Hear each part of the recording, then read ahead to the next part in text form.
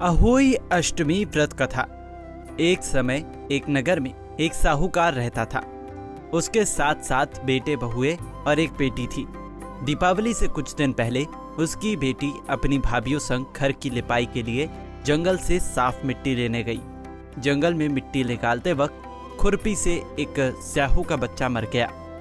इस घटना से दुखी होकर स्याहू की माता ने साहूकार की बेटी को कभी भी मां न बनने का श्राप दे दिया। उस श्राप के प्रभाव से साहूकार की बेटी का कोख बंद गया। इस श्राप से साहूकार की बेटी दुखी हो गई और उसने अपनी भाभीयों से कहा कि उनमें से कोई भी एक भाभी अपनी कोख बांध ले। नंद की बात सुनकर सबसे छोटी भाभी तैयार हो गई। उस श्राप के दुष्प्रभाव से उनकी संतान केवल 7 दिन ही जिंदा रहती थी। जब भी वो कोई बच्चे को जन्म देती, वो 7 दिन में ही मृत्यु को प्राप्त हो जाता था। वो परेशान होकर एक पंडित से मिली और उपाय पूछा। जब पंडित ने उन्हें सलाह दी कि सुरही गाय की सेवा करें, पंडित की सलाह मानकर उसने सुरही गाय की सेवा करनी शुरू कर दी।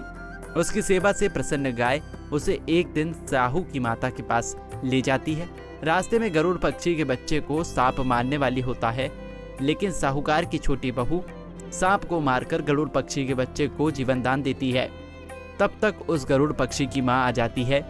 वो पूरी घटना सुनने के बाद उससे प्रभावित होती है और उसे स्याहू की माता के पास ले जाती है। स्याहू की माता जब साहूकार की छोटी बहू की परोपकार और सेवा भाव की बातें सुनती है तो प्रसन्न होती है।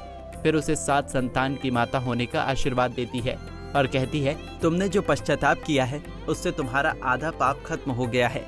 अब तुम अष्टमी को भगवती माता की शरण में स्याहू के बच्चे का चित्र बनाकर व्रत और पूजा करो और उससे क्षमा मांगो। इसके बाद सब कुछ ठीक हो जाएगा।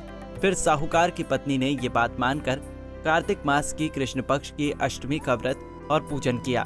उसके बाद अहोई माता उससे प्रसन्न हुई और उसके पुत्र को फिर से जीवन दान दे दिया।